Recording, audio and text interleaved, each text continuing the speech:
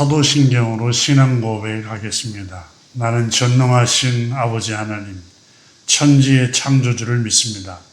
나는 그의 유일하신 아들 우리 주 예수 그리스도를 믿습니다. 그는 성령으로 잉태되어 동정녀 마리아에게서 나시고 본디오 빌라도에게 고난을 받아 십자가에 못 박혀 죽으시고 장사된 지 사흘 만에 죽은 자 가운데서 다시 살아나셨으며 하늘에 오르시어 전능하신 아버지 하나님 우편에 앉아 계시다가 거기로부터 살아있는 자와 죽은 자를 심판하러 오십니다. 나는 성령을 믿으며 거룩한 공교회와 성도의 교제와 죄를 용서받는 것과 몸의 부활과 영생을 믿습니다. 아멘. 다 같이 388장 찬송하시면서 봉헌 예물 주님께 드리겠습니다.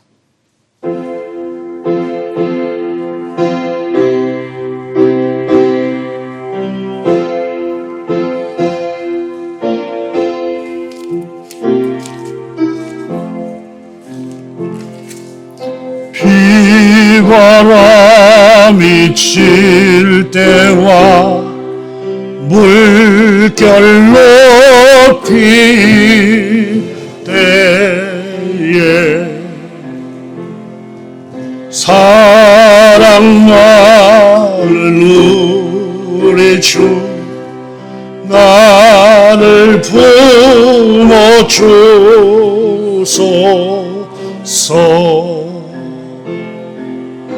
풍파 지나가도록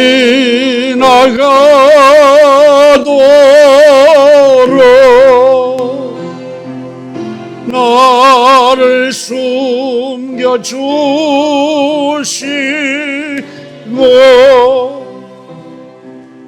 안식 얻는 곳으로 주여 인도하소서.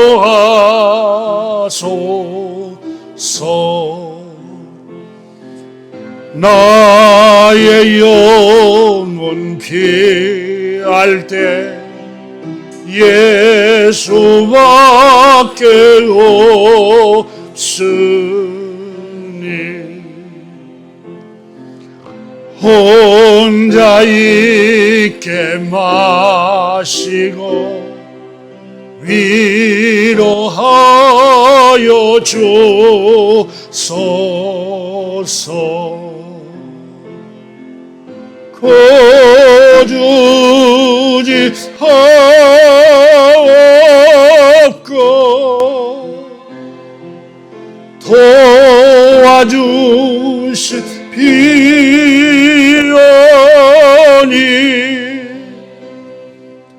할 수 없는 죄인을 주여 보호하소서. 아멘.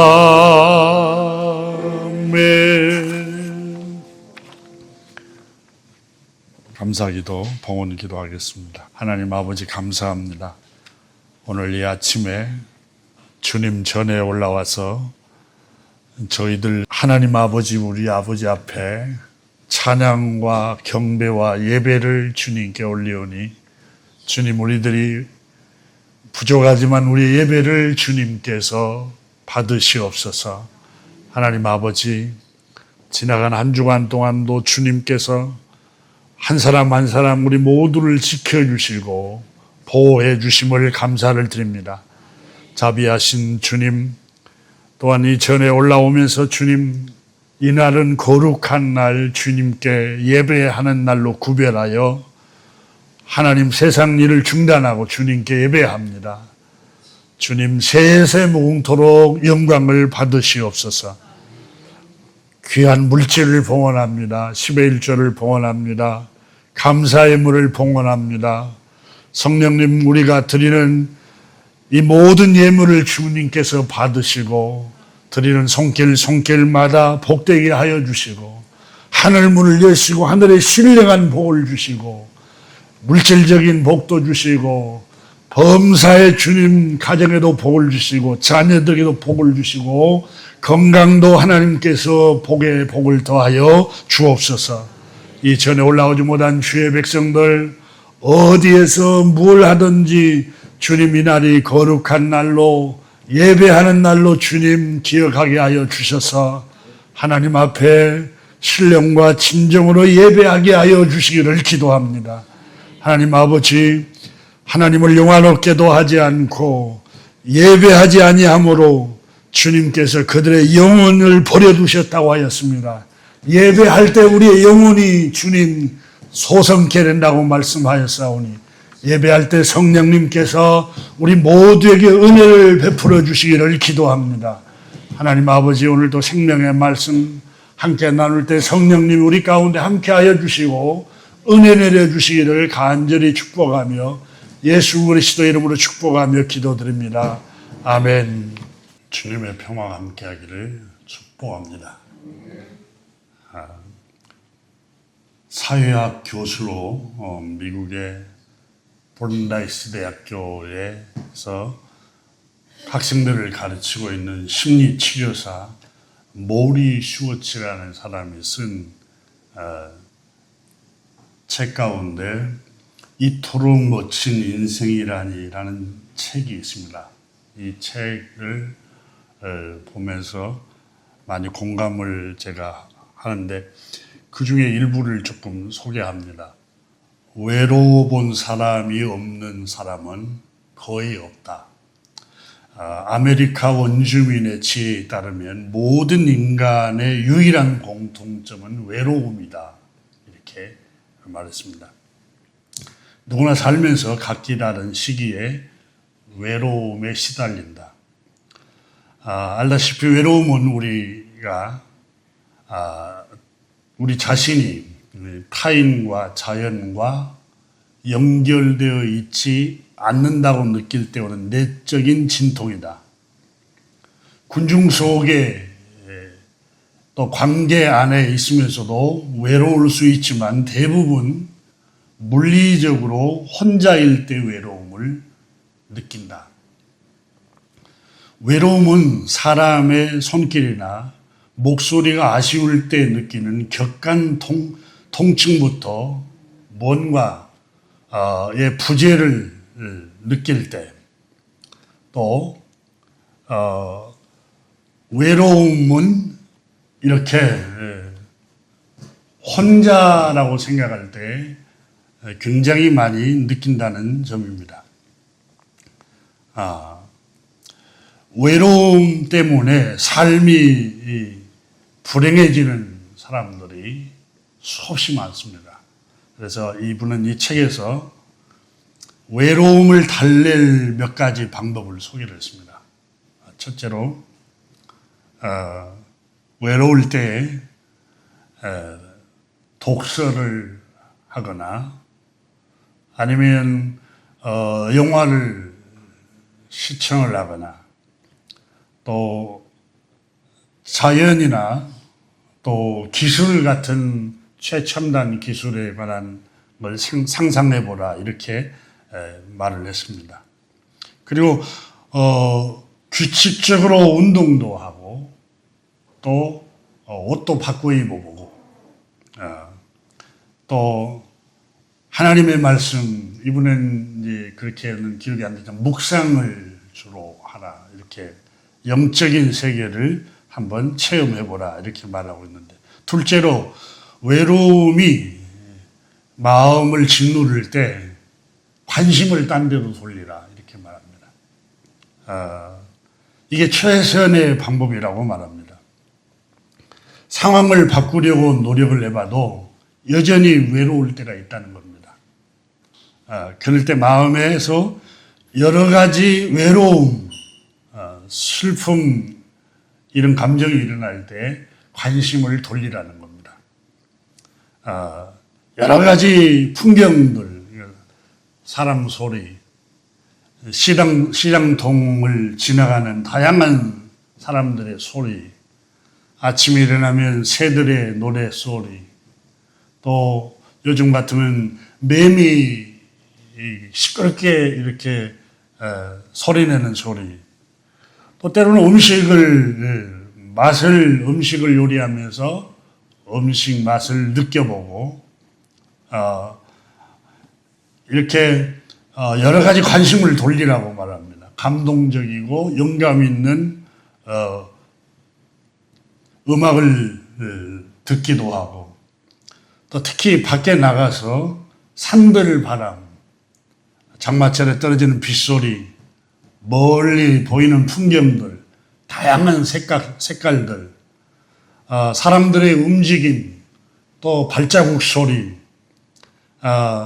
아침에 떠오르는 햇살, 해돋이, 또 저녁 노을 지는 석양, 이런 것들을 이렇게 관심을 돌려서 자꾸 작은 것에 대해서 관찰을 하고 느껴보라는 겁니다.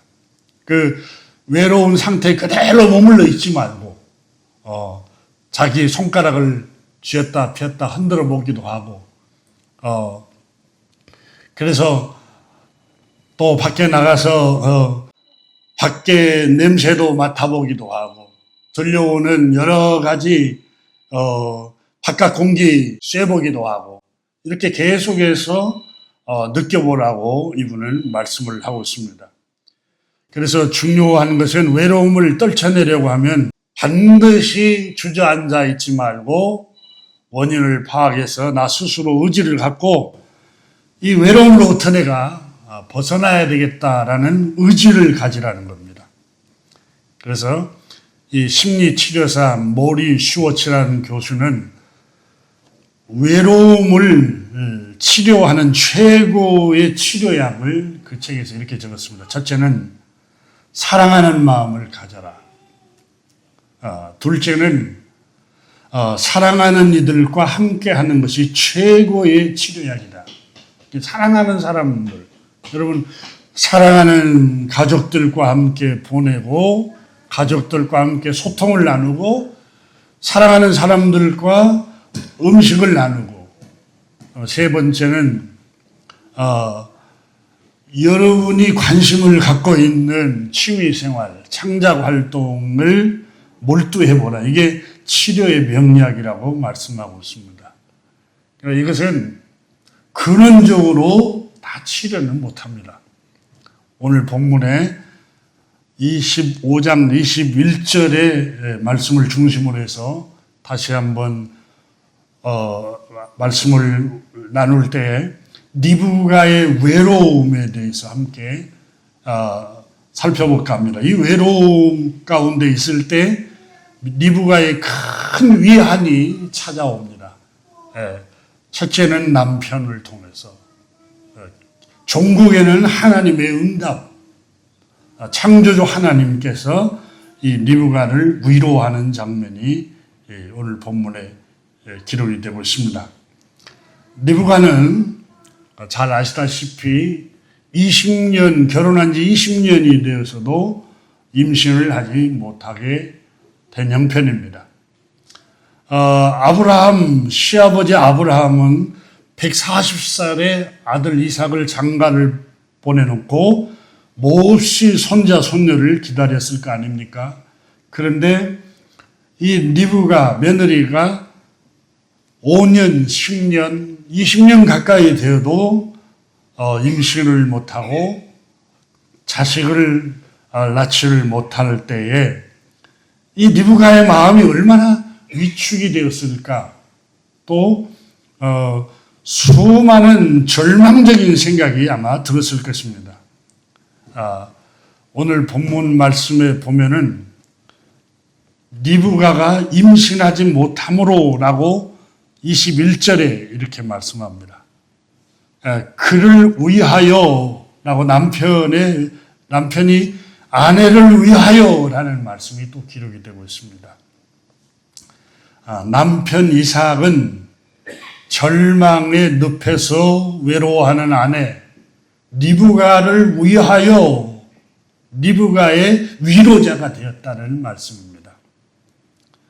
위로는 단순히 말로 달래주는 단순한 동정이 아니라 상대방의 고통 현장에 들어가 곁에 함께하는 행위를 말합니다. 위로라는 어휘는 오늘 구약 성경 그리고 신약 성경 이 위로라는 단어는 이렇게 해석을 하고 있습니다. 히브리어로 위로는 나함 깊은 한숨을 내쉬다 탄식하다 숨을 가쁘게 쉬다 함께 한숨을 쉬어주는 상태가 위로라고 구약 히브리 말로 단어가 정의를 하고 있습니다. 신약 성경의 헬라어 위로라는 말은 파라클레토스, 파라클레시스라고 하는데 이게 여기에서 이 단어에서 파라클레토스라는 성령님의 단어가 나오는데 이 성령님은 위로자를 우리 한자로 보혜사라고 하는데 위로자라고 말을 하고 있습니다. 이 파라라는 말은 곁에, 칼레오라는 말은 부르다. 그러니까 곁으로 부르다. 곁에 바짝 다가와서 함께 불러주는 것. 함께 서주는 것. 법정에서 피고인 곁에 서서 변호해주는 돕는 사람을 위로자라고 말을 합니다.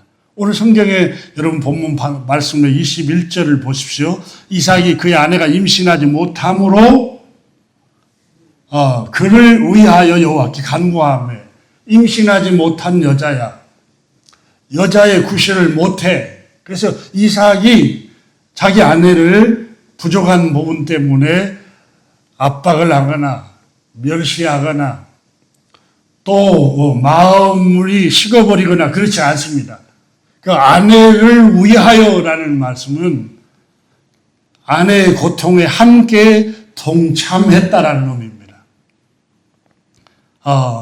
멀찍이 바라보면서 불쌍히 여기는 그런 마음을 갖는 관조적인 감정이 아니라 상처를 입은 사람 곁으로 바짝 다가가서 어깨를 맞대고 용기를 주어 다시 이렇게 세우고 또 일으키는 행위를 위로라고 말합니다. 신약 성경에 이 위로자라는 말을 보혜사, 파라클레토스, 성령님이라고 표현을 하고 있습니다. 혼자다는 외로움을 없애고 온전히 함께하는 생활, 이게 파라클레토스라는 말입니다. 위로자, 성령님이라는 위로자예요. 성령님은 누구시냐? 우리 위로자라는 거예요. 성령 하나님은 우리의 외로움을 없애고 온전히 함께 우리와 동행하시는 분. 그래서 예수님께서는 내가 가면 다른 보혜사, 파라클레토스, 위로자, 그 말입니다. 위로자를 너희 가운데 보낼 것이다. 이렇게 말씀하셨어요. 그래서 성령 하나님은 누구시냐? 성령 하나님은 온전히 우리와 함께 우리 곁에 함께 우리의 아픔을 함께 아파하고 우리가 기쁠 때 함께 기뻐하시는 우리와 함께 하시는 보혜사라는 분이라는 거예요. 이게 성령 하나님의 위로의 사역입니다. 오늘 본문에 리브가는 생각해 보십시오.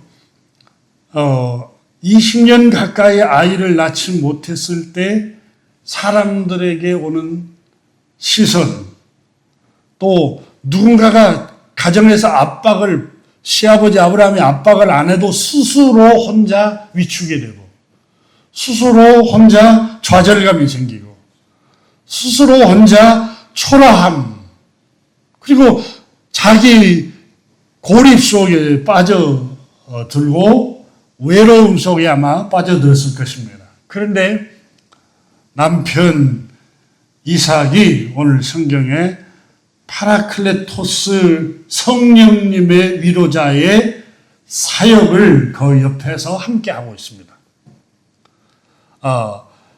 이 파라클레토스는 원문의 원어 단어에 보면 너는 더 이상 혼자가 아니야. 하나님 함께 하셔. 이 의미가 들어 있습니다. 그러니까 너는 더 이상 혼자가 아니라는 사실을 리브가에게 이삭이 알려준 거예요. 그러니까 임신하지 못한 것 때문에 멸시하거나 멀리하거나 등한히 하지 않았어요. 그 아내를 위하여라고 성경이 오늘 기록을 하고 있습니다. 그의 아내의 아픔을 함께 하고 있습니다. 함께 아파하는 마음을 가지고 있습니다. 이삭이 아내를 위하여라는 문맥 속에는 아내의 아픔, 슬픔, 아내의 외로움, 아내의 고통을 이삭이 함께 아파하고 괴로워했다는 의미가 들어 있습니다. 부부는 서로의 목적이나 욕망을 위한 도구가 아닙니다. 상대의 연약함과 슬픔에 함께 동참하는 위로자입니다. 여러분, 사도신경에 성도의 교제와라는 구절이 있습니다. 성도의 교제라는 말은 사도행전 1장 2장에 나오잖아요. 떡을 떼며 서로 교제를 나누며 그랬잖아요. 기도하면서. 이 말씀은 서로 용기를 북돋아 두고 이루해 줬다라는 의미가 들어있습니다. 이삭은 아내 리브가가 홀로 외로움과 고립 속에 머물러 두지 않고 하나님 앞에 엎드림으로써 하나님이 기뻐하시는 진정한 부부의 모습이 뭔가를 보여주고 있습니다. 아내 리브가가 느꼈던 깊은 외로움, 우울감, 불안, 이삭이 자신의 아픔으로 짊어지고 주님 앞에 엎드려 사정을 아뢰고 있습니다. 이삭은 아내를 단지 자식을 낳는 도구로 생각하지 않았습니다. 어떻게 그걸 알 수 있습니까? 다시 한번 오늘 본문 21절을 보십시오. 이삭이 그의 아내가 임신하지 못함으로 그를 위하여라는 말씀, 그를 위하여라는 말씀에 한번 주목해 보십시오.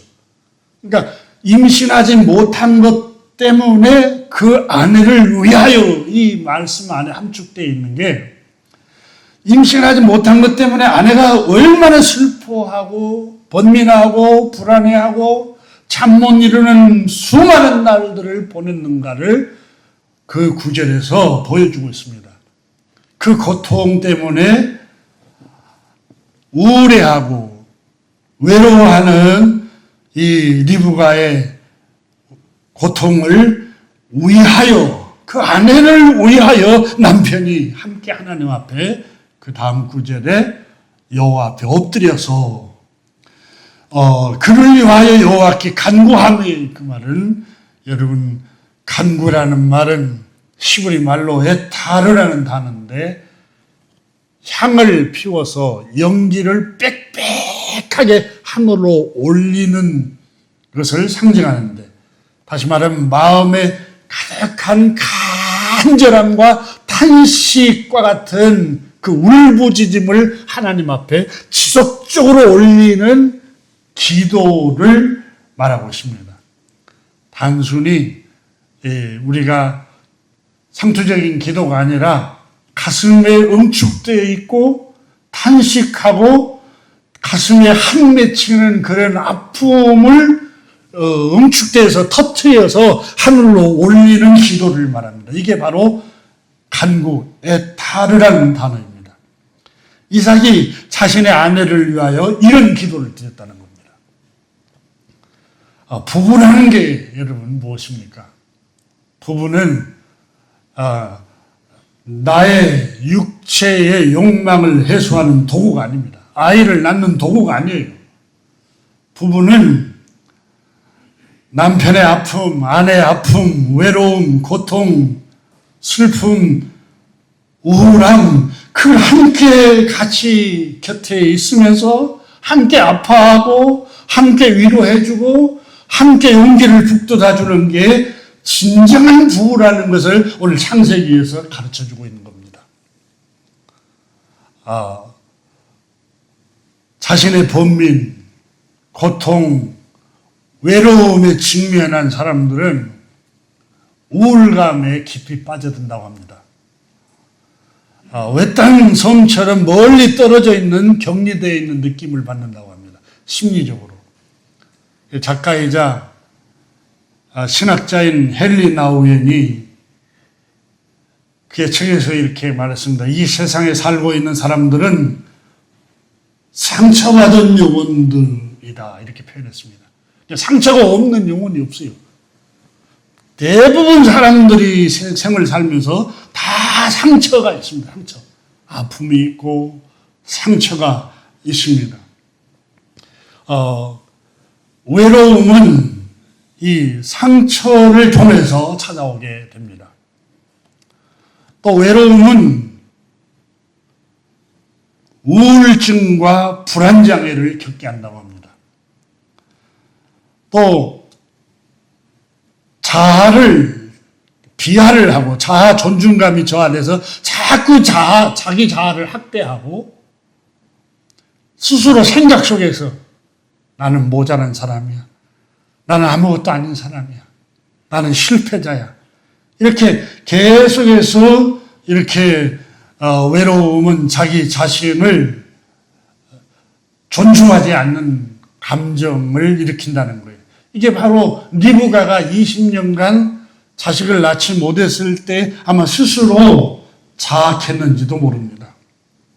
그래서 외로움이 더 심해졌던 거예요. 이 외로움을 남편 이삭이 알고 나서 자기 아내가 임신하지 못한 것 때문에 아내를 위하여 라고 이삭이 조치를 취하게 되는 것을 볼 수 있습니다.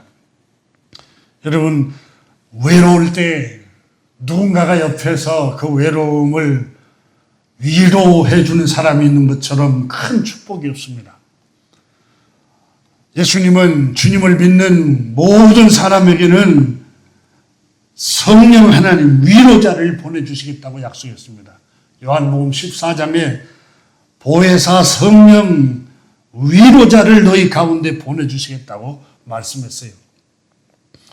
여러분, 이 외로움이 심해지면은 과학자들은 치매에 걸릴 확률이 많고 알츠하이머병 발생 위험률이 50%가량 높아진다고 합니다.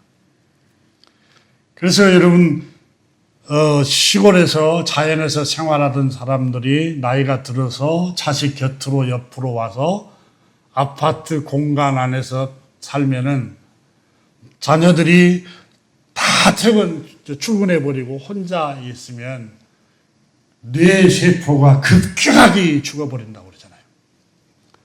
그래서 외롭지 않도록 특별히 여러분 해야 됩니다. 외로움은 과학적으로 만성 스트레스라고 진단을 했습니다.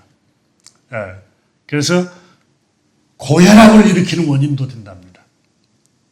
또 심장병, 뇌졸중, 당뇨, 면역력 저하, 조기 사망 위험을 불러올 확률이 25%를 증가한다고 과학자들이 말하고 있습니다. 그럼 외로움이란 여러분 세상과 단절된 고립의 상태를 말합니다. 우리가 이렇게 살고 있지만 혼자 자기 고립되어서 살아가는 사람들이 많다는 거예요. 시편 102편에 나오는 외로운이라는 단어가 히브리 말로 보데드라는 단어가 나오는데 격리된, 홀로 떨어진, 홀로 남아있는 지리적으로 사회적으로 분리된 상태라는 뜻입니다.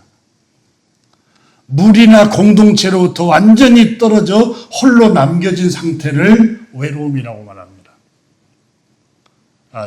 레위기 13장 46절에 보면 나병 환자에 대해서 나오죠. 주님께서 나병 환자를 불쌍히 여기시고 긍휼히 여기시고 나병 환자를 가까이 하시고 나병을 치료하시잖아요. 나병 자체를 치료해서 나병 환자들이 환호성을 올리고 기뻐했지만 나병 환자라는 자신을 찾아와 주는 사람이 있다는 것 때문에 감동을 하기도 하고 했던 것입니다. 왜냐하면 레위기 13장 46절에 보면은 나병 환자는 사람들이 없는 곳으로 격리시키라고 그랬어요. 왜냐하면 다른 사람에게 전이가 되기 때문에 그렇습니다. 나병에 여러분 전이가 되면은 가족으로부터 또 친척으로부터 동네 사람으로부터 분리되어 외딴데 고립된 지역으로 이렇게 격리를 시킵니다. 그래서 나병에 이렇게 걸리게 되면은 외롭습니다, 여러분. 격리되니까 모든 게 단절돼 버리잖아요. 부부간에도 단절되어서 떨어져 살아야 되고, 아들과 딸과 부모와 자식 간의 관계도 떨어져 살아야 되고, 이게 왜 괴롭냐면은 외로움 때문에 괴로운 겁니다. 그래서 외로움을 가리켜서 신약성경 헬라어로는 에레미아라는 단어인데 광야, 사막, 결핍이라는 뜻입니다. 외로움은 문명과 사람들과 떨어져 살아가는 거예요. 그래서 대부분 여러분 세상에서 상처받은 사람들이 산속에 들어가서 살고 싶다. 한 얼마 정도는 좋지만은 이게 너무 오랜 시간이 있으면은 오히려 병이 들어요. 저희 아버님께서 산골 시골 담양에서 살면서 연세가 드시면서 한 번씩 전화가, 제가 목회생활 하고 있을 때 전화가 오면 저희 아버님이 아들아 겨울에는 너무 쓸쓸하다. 사람들이 빈집도 많고 그리고 이렇게 사람 소리를 들을 수가 없다. 사람 소리를. 여러분 조선시대에 그랬잖아요. 옛 어른들이 집에는 아이들 울음소리가 나야 되고 또 아낙네들의 방망이 소리가 나야 되고 이게 사람 소리가 나야 돼요. 아이들 사람 소리. 그러면서 저희 아버님이 이렇게 저희 집에 오셔서 지내시면서 아들아 이 사람 소리가 나서 좋다. 길거리 가도 사람 소리가 나고 사람 구경도 있고 또 그래서 이게 외로웠던 것 같아요. 굉장히 노년기는 굉장히 외롭습니다. 그래서 이 외로움은 오히려 질병을 더 키웁니다. 그래서 대부분 여러분 장수하는 나라들 가운데에 보면은 블루존이라는 책을 제가 읽어보니까 세계적으로 장수하는 나라는 항상 외딴데 고독하게 살지 않고 3대가 같이 살든지 아니면 동네 사람들이 어울려서 자꾸 마실 가서 같이 어울려서 살든지 이렇게 살아가는 사람들이 오히려 병이 덜 걸리고 장수하더라는 거예요. 그래서 음식도 음식이지만은 정신적으로 여러분 우리가 외롭지 않도록 해야 됩니다. 이 외로움이라는 단어를 신약성경에 광야, 사막이라고 표현했어요. 근데 예레미야 17장 9절에 보면은 17장 5절 이하에 보면은 이렇게 말씀하고 있습니다. 여호와께서 이와 같이 말씀하시느니라. 무릇 사람을 믿으며 육신으로 그의 힘을 삼고 마음이 여호와에게서 떠난 그 사람은 저주를 받을 것이라 이랬습니다.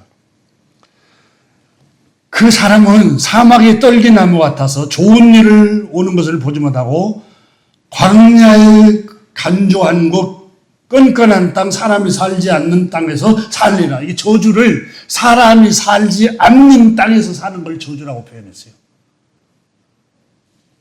그러니까 5절에서 사람을 믿으며, 그러니까 마음이 하나님께서 떠나고 사람을 믿으며 육신으로 그의 힘을 삼는 사람, 사람을 믿으며 사람을 의지하고 사람을 힘을 삼는 사람은 반드시 저주를 받을 것이다. 그 말은 상처받을 것이다. 그렇죠. 사람을 의지하면 상처받게 되어 있습니다. 제가 늘 얘기하지만 사람은 용서하고 사랑의 대상이지 의지할 대상은 아닙니다. 왜냐하면 사람은 마음이라는 심리, 여러분 조속으로 변한 게 사람 마음이라고 그랬잖아요. 어제 한 약속이 오늘 틀리고 1년 전에 한 약속이 금년에 또 틀리고. 왜요? 사람은 감정을 가져 있기 때문에 자꾸 바뀝니다. 사람을 나쁘다고 표현하지 말고 성경은 이미 우리에게 말씀하셨어요. 예레미야 17장에서 만물보다 부패한 것이 사람의 마음이라고 그랬어요. 만물보다 부패하고 타락한 마음이 사람의 마음이에요.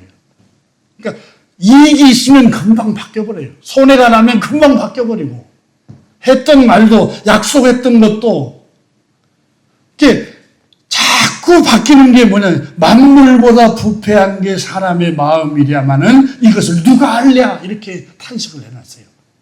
그러니까 사람 마음은 자꾸 바뀌는 거예요. 변하고 바뀌게 되고. 그래서 사람이 변했다, 사람이 바뀌었다. 내가 사람을 의지했어요. 그 의지하고 살았어요. 그래서 사람 마음이 바뀌었네. 그래서 상처받는 거예요. 그래서 실망하고. 그래서 너무 상처가 크니까 슬프기도 하고 고립되게. 내가 사람에게 너무 상처를 많이 받아서 저 멀리 광야, 숲속에 사람이 살지 않는 땅에 들어가 살리라. 이런 생각을 한다는 거예요. 그래서 예레미야서 17장에 보면은 물은 여호와를 의지하며 여호와를 의뢰하는 그 사람은 복을 받을 것이라. 그는 물가에 심긴 나무가 그 뿌리를 강변에 뻗치고 더위가 올라올지라도 두려워하지 아니하며 그 잎이 청청하며 가무는 해도 걱정이 없고 결실이 그치지 아니하리라 했습니다. 어째서 하나님을 의지하는 사람이 복을 받게 됩니까? 하나님의 약속의 말씀은 사람의 감정처럼 변하지 않습니다.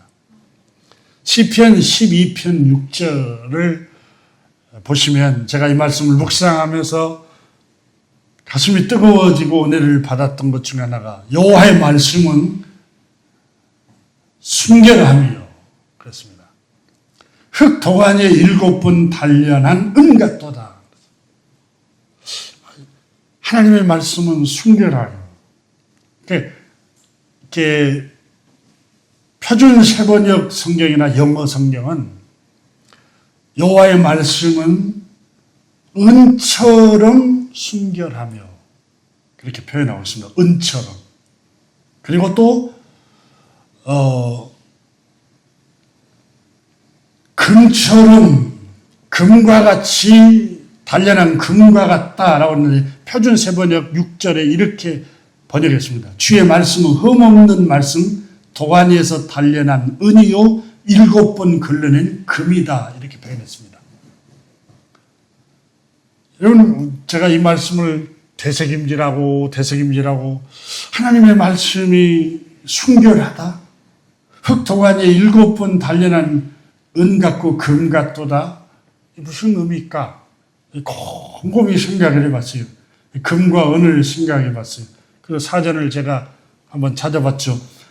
금과 은이 보통 1100에서 1200도 이상의 고온에서 광석을 끓여가지고 불에서 녹여서 찌꺼기를 다 걸러내요. 그러니까 순수한 상태로 만드는 거예요. 전혀 오염물질이 섞이지 않도록 99.99%, 100%는 안 되고 99.99% 정도 현대 과학 기술이 걸러낸답니다. 그러니까 지금 이 시편 기자는 하나님의 말씀을 순금과 은혜에 비유를 하고 있어요. 근데 금은 화학적으로 매우 안정된 귀금속으로 산소나 물과 반응하지 않아서 공기 중에 오래 방치해도 색이 변하지 않는답니다. 그리고 부식되지 않고 녹슬지도 않는 게 금이에요. 그리고 은 역시 산소에 의해서 녹이 슬지를 않는다는 거예요. 변색되지도 않고. 그리고 이 녹은 독성이 들어있으면, 여러분, 독이 들어있는지 안 들어있는지 옛날 왕실에서는 은수저로 이렇게 감별을 했잖아요. 색깔이 변해요. 독이 들어있으면. 그래서 은을 귀중히 여겼어요. 식별을 해내는 그런 화학적인 반응을 가지고 있습니다. 그래서 하나님의 말씀은 7번, 1200도에서 7번 이렇게 녹여서 순금을 걸러낸 것 같고, 하나님의 말씀. 또 순수한 오염물질이 섞이지 않는 은처럼, 또 독을 식별해내는 은처럼 은과 같고, 이 말씀 속에서 하나님의 말씀을 의지하는 사람들은 실망하지 않는다. 왜?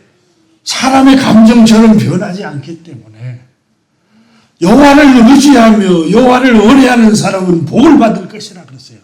하나님, 주님을 의지한다는 말이 뭐예요? 주님을 신뢰한다는 게 뭡니까? 여러분, 내가 저 사람을 신뢰해. 내가 A라는 사람을 신뢰해. 무슨 말? 그 사람의 인격을 신뢰하고 그 사람의 말을 신뢰한다는 거 아니에요? 하나님을 의지한다는 건 하나님을 신뢰한다는 거예요. 하나님은, 여러분, 하나님을 신뢰한다는 거예요. 하나님 말씀과 하나님의 인격과 하나님의 성품을 신뢰한다는 거예요. 하나님을 의지하는 사람, 하나님을 의뢰하는 사람은 복을 받을 것이라. 오늘 본문에 여러분, 이삭과 리브가가 하나님을 의뢰하고 있잖아요. 엎드려서 하나님을 신뢰하면서 간곡하게 기도를 드림으로써 그가 위로를 받게 됩니다.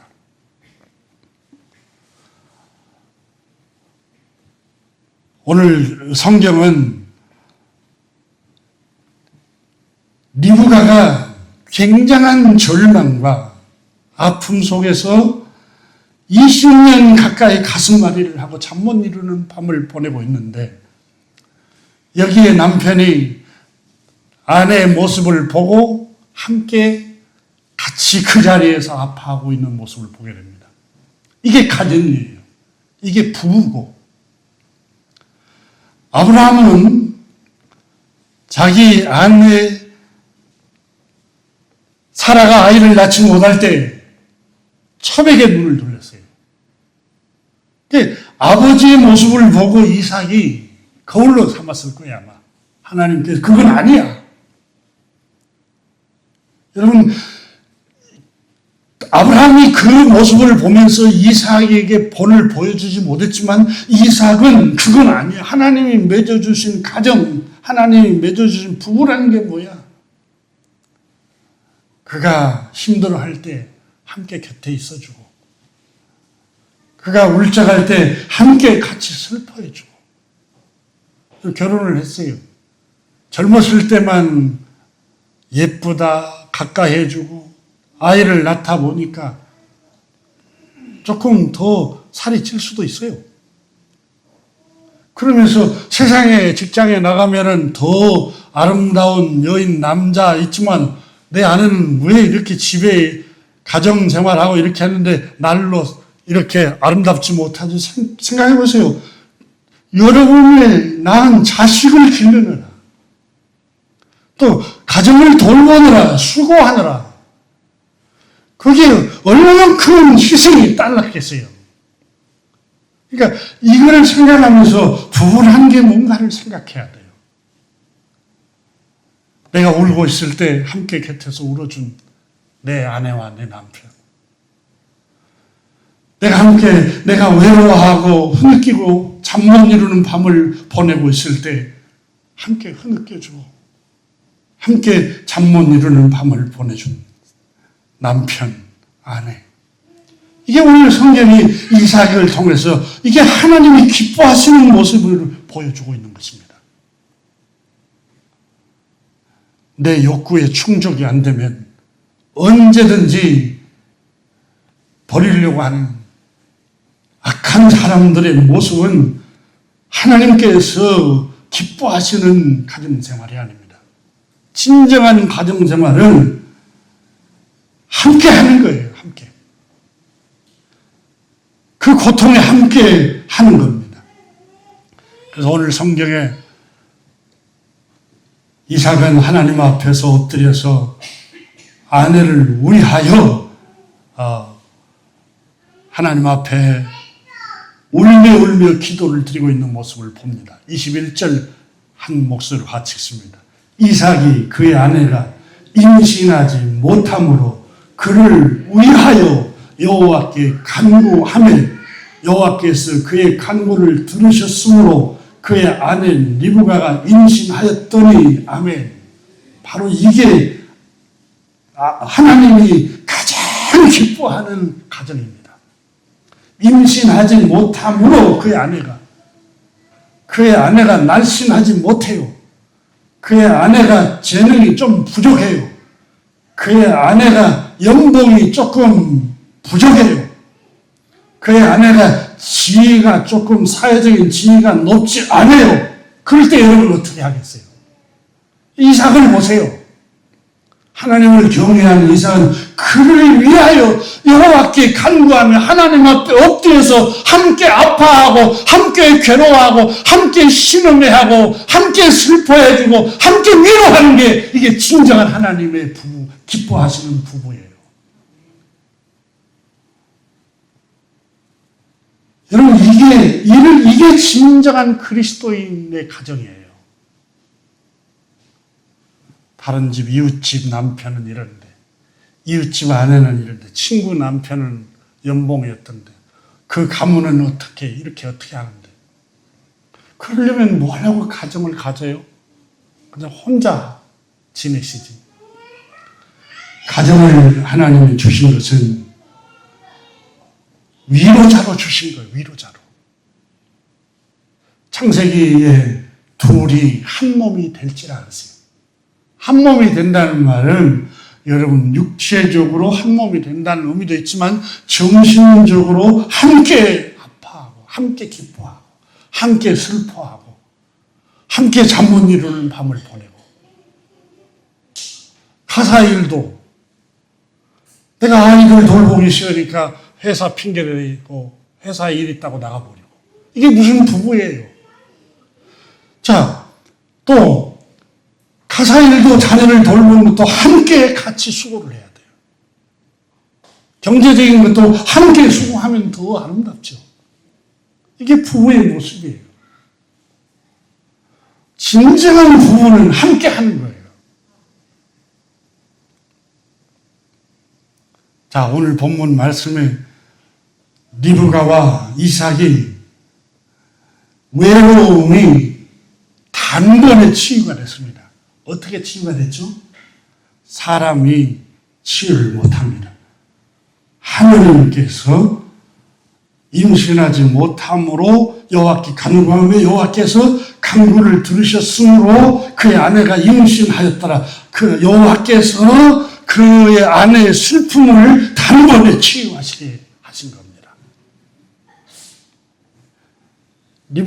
이삭이 그 아내를 위하여 육체적으로 임신할 수 있는 방법을 사방으로 간구했을 겁니다.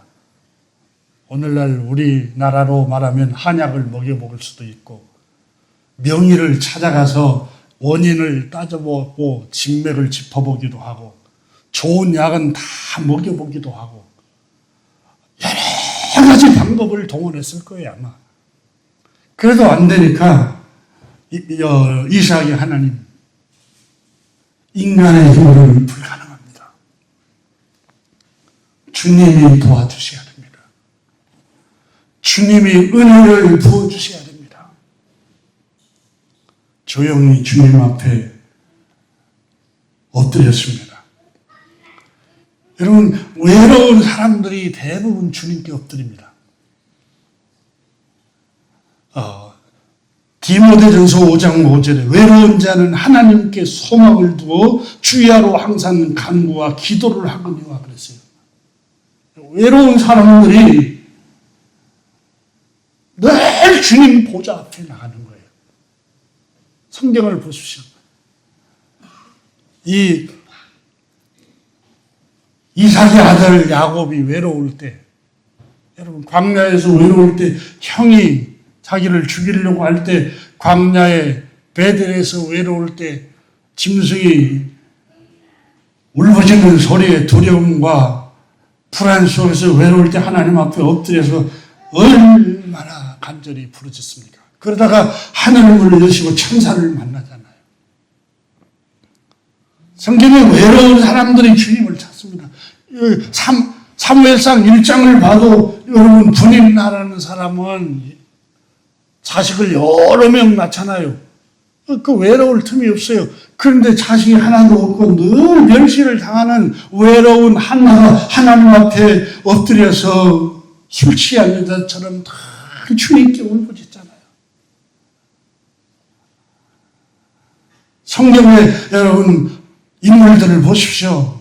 한결같이 외로운 사람들이 위로의 주님 앞에 엎드려서 주님을 경험합니다. 아마 여러분들 가운데도 언제 주님을 여러분 만났습니까? 물어보면 이렇게 슬프고 외로울 때 하나님 앞에 엎드려서 울며 탄식의 소리를 부르짖으며 마음을 토해낼 때 위로의 성령님이 오셔서 말할 수 없는 위로를 해주는 걸 여러분 경험했을 것입니다. 저도 주님을 외로울 때 만났습니다. 시편 14절에 시편 기자가 이렇게 고백했습니다. 외로운 자가 주를 의지하나이다. 주는 벌써부터 고아를 도우시는 이신이이다. 시편 102편에도 시편 기자가 이렇게 고백했습니다. 가련한 사람이 고난받을 때에 하나님 앞에 어떤 기도를 올렸는가 시편 102편에 이렇게 고백하는데, 주님, 나는 광야의 올빼미와 같고 메마른 땅의 부엉이와도 같이 되었습니다. 내가 누워서 잠을 이루지 못하는 것이 마치 지붕 위에 외로운 새 한 마리와도 같습니다. 주님, 잠 못 이루는 밤을 수없이 보내고 있습니다. 시편 102편 기자가 시편 42편에는 이 외로움을 치료하는 근원, 진정한 위로자는 창조주 하나님이시라고 말씀하고 있습니다. 시편 42편에 하나님이여 사슴이 시냇물을 찾기에 갈급한 같이 내 영혼이 주를 찾기에 갈급하나이다. 내 영혼이 하나님과 살아계신 하나님을 갈망하나니 내가 어느 때 나가서 하나님을 배울까? 사람들이 조밀되게 하나님 말이 내 하나님이 어디 있느냐 조롱합니다. 내 눈물이 주야로 음식이 됩니다. 심지어 성의를 지키는 하나님을 믿는 사람들조차도 늘 나를 조롱합니다. 네가 믿는 하나님이 어디 있느냐? 그렇지 않겠어요? 니누가 아이를 낳지 못하지만 경건하게 살아가고 하나님을 예배하는 사람으로 살아가고 이삭도 그런 삶을 살지만 너의 하나님이 어디 있느냐? 너가 믿는 하나님은 왜 침묵하느냐? 너의 가정에. 너희가 믿는 하나님은 왜 너 가정에 자녀의 복을 주지 않느냐? 네가 믿는 하나님이 어디 있느냐? 이렇게 조롱당했을 것입니다. 시편 기자도 내 하나님이 사슴이 시냇물을 찾기에 갈급한 것처럼 내 영혼이 주를 찾기에 갈급하나이다. 사람들이 종일 하는 말이 너 하나님, 네가 믿는 하나님은 어디 있느냐 이렇게 조롱합니다. 그때에 이 시편 기자는 말합니다. 내 영혼아, 내가 어찌하여 낙심하며 어찌하여 내 속에서 불안하여하는고? 너는 하나님께 소망을 두라. 그가 나타나 도우심으로 말미암아 내가 여전히 찬송하리로다. 내 영혼아, 내가 어찌하여 낭망하며 어찌하여 내 속에서 불안해하는가? 하나님께 소망을 두라는 거예요. 사람을 보며 세상을 볼 때 만족함이 없었네. 나의 하나님 그분을 볼 때 만족함이 있다고 찬양해도 그렇잖아요. 사람을 바라보고 사람을 의지하면은 스스로 위축이 됩니다. 시편 기자가 고백한 것처럼 내 속에서 불안해합니다. 내 하나님이 어디 있냐고 자꾸 부정적인 소리가 들립니다. 리브가에도 어떤 그와 같은 부정적인 소리가 얼마나 많이 들렸겠어요. 그런데 이삭이 여보 괜찮아. 자식이 없어도 내가 옆에 있잖아. 내가 당신과 함께 하고 있어. 당신 부족한 부분 괜찮아. 나에게 장점이 있잖아. 당신이 그것 때문에 위축하고 슬퍼하면 내 마음도 아프고 내가 슬퍼. 이렇게 같이 옆에서 함께 끝까지 해주고 있는 남편이 있었습니다. 사랑하는 교회 여러분, 여러분 마음속에 부정적인 생각이 자꾸 들고 위축이 될 때마다 하나님을 의지하시기를 주님의 이름으로 축원합니다. 여러분 이 시편 기자처럼 하나님 앞에 엎드리십시오. 그리고 조용히 엎드려서 주님 내가 이게 부족합니다. 주님만이 나의 위로자이십니다. 주님만이 나의 피난처가 되십니다. 여러분 이렇게 주님을 의지하시기를 주님의 이름으로 축원합니다.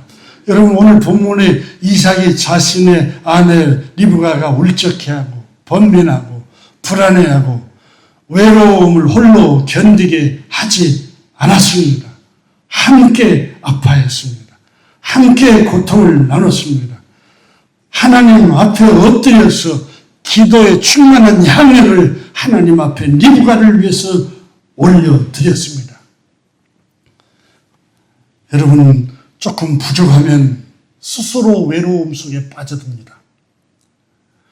우리 주변에 외로워하는 사람들이 수없이 많습니다.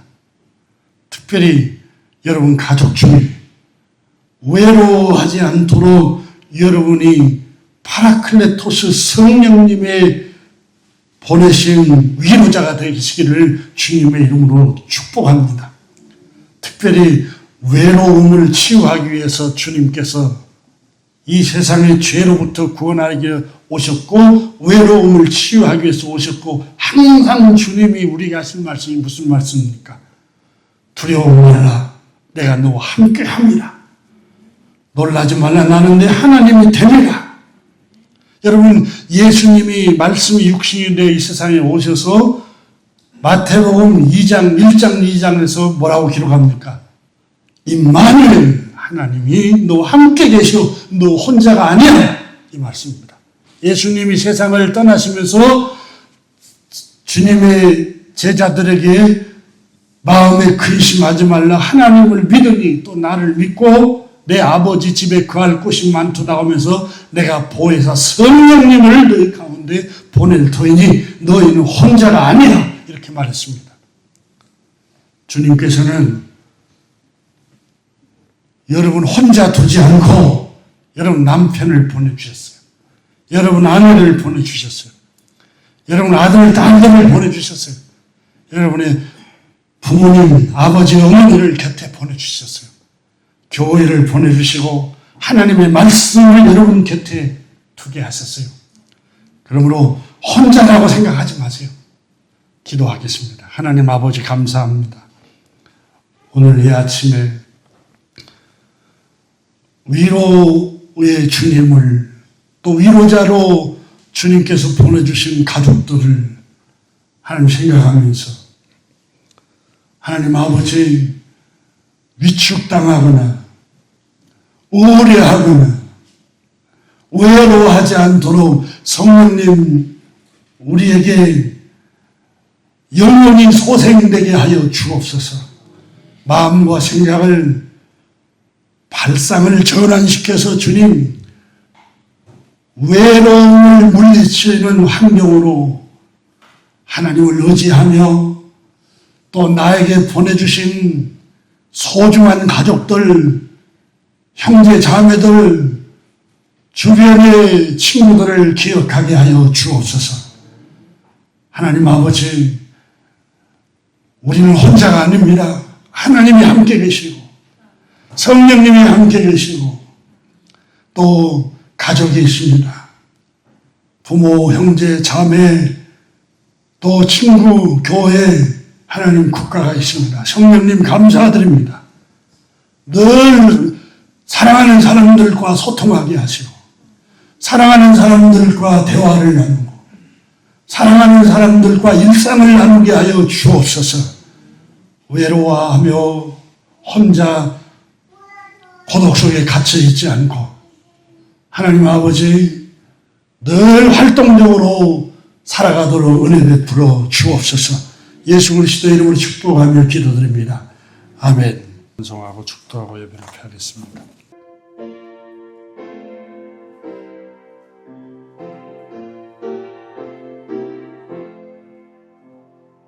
내 눈을 들어 두루 살피니 사나이라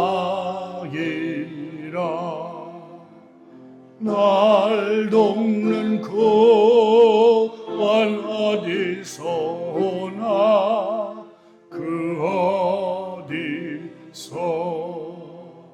하늘과 땅을 지은 여호와 날 도와줘 심 확실하도다.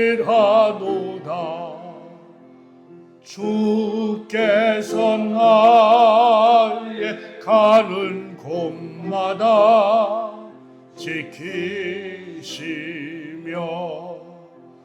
졸지도 않고 깨어 계셔서 늘 지키네. 이스라엘을 지키시느니 쉬지도 않고 살펴주시네. 아멘.